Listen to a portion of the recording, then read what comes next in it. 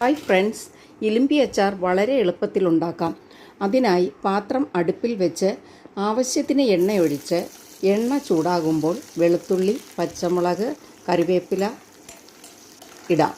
നല്ലവണ്ണം വഴറ്റിയതിന് ശേഷം പിരിയൻ മുളക്, മഞ്ഞൾ, ഉലുവാപ്പൊടി ഇതിലേക്ക് ഇട്ടിളക്കാം. 3 ടേബിൾ സ്പൂൺ മുളകും 2 ടീസ്പൂൺ മഞ്ഞളും 1 ടീസ്പൂൺ ഉലുവാപ്പൊടിയുമാണ് ഞാൻ എടുത്തത്.